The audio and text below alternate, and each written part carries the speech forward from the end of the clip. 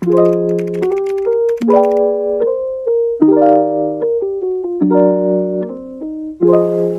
we're going to talk about dynamic e-commerce ads. So these are ads that we do through Amazon's demand side platform. Yep. So do you want to give us a bit of context of what dynamic e-commerce ads are and look like?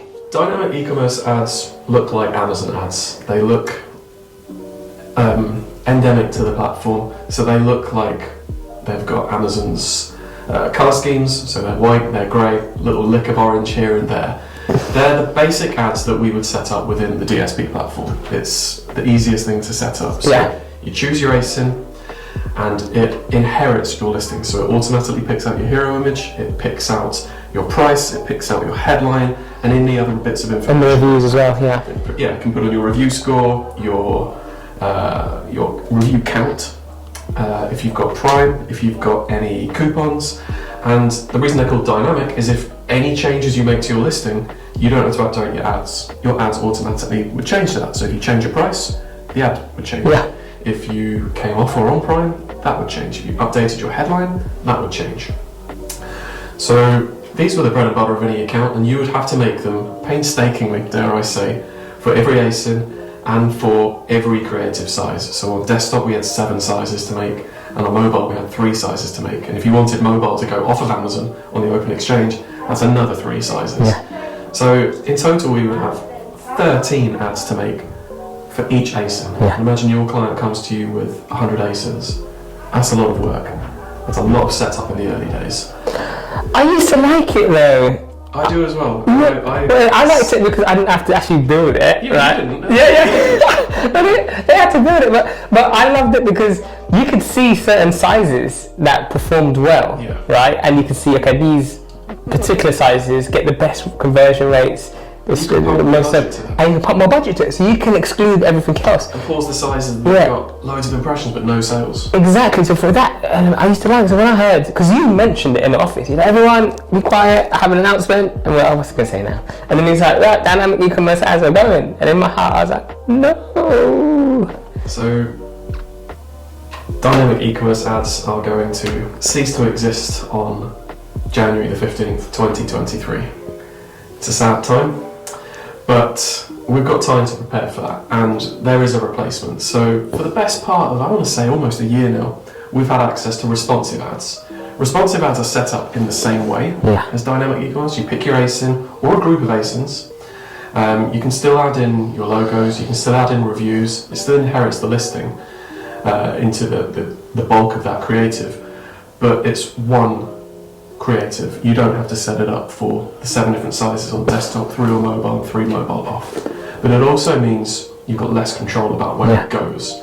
The benefit of dynamic e-commerce, as we've touched on, is I could build a whole order, a whole campaign around one size, knowing that that's what's successful, and pump all that budget into it. With responsive, I don't have that luxury anymore. It has to target all of them. Yeah. Now there is some learning in there, and Amazon have actually internally recommended to us that if we've got a small spending account, that we use responsive ads, right? Because that allows the machine learning to determine what placements are actually best for that. So it will eventually learn which of those 7 sizes on desktop actually work best, and it will reduce the amount of time it shows to those poor replacements. Sure. But we don't know if it's cutting off those poor replacements, and there's no reporting to pull back to show us what sizes and what placements those ads were in.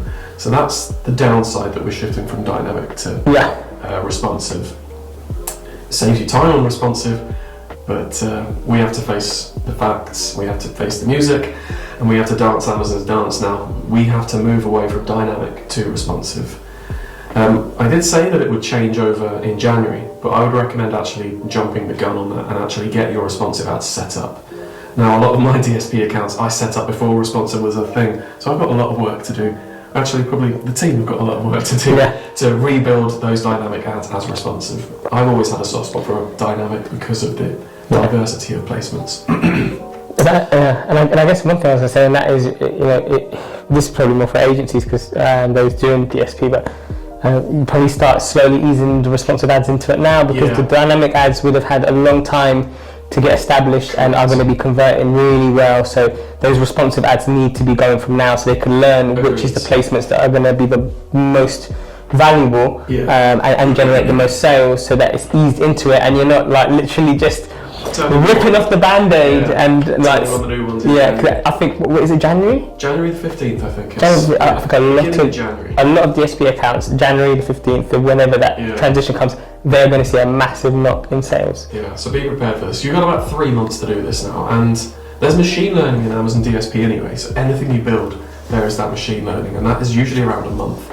So the latest you want to be doing this is the middle of December. The only annoying thing is, why would Amazon release this update in Q4? Wait until Q1! Because we're really busy and we need more work to do. They're not thinking about us, no, it's just like, anyway, but it's just, So we recommend getting those in place now, because that gives you the month of the machine learning, and that gives you 2 months to get to grips with those responsive ads. And it means in January, when the big switch off comes off, hopefully you'll have had 3 months worth of solid data for those responsive ads, that they will have had the machine learning and our optimization over the course of 3 months, that we can have that smooth transition. Now, I don't recommend turning off the dynamic ads. Let them go until they get killed off. Yeah, good point. Keep them going. Don't turn them off and replace them now with the responsive. Just keep them going. Yeah. And another important thing to note about the dynamics is, as of November the 1st, so that's just over a week's time now, you will not be able to build a new dynamic ad, even though the big change isn't coming until January. You won't be able to build a new one, you won't be able to copy existing ones, you won't be able to edit existing ones, and you won't be able to save existing ones. So whatever you've got as dynamic, if you need to make any changes to them between now and January, do it before November the 1st, because then they can still run, but they're just going to be like they're made of stone. You can't do any more work on them. That is a very good point, Tom. Thank you very much. You're welcome. Okay, I think, is that it? That's everything for... That is everything for dynamic e-commerce ads. We're going to miss you. Rest in peace. Yeah.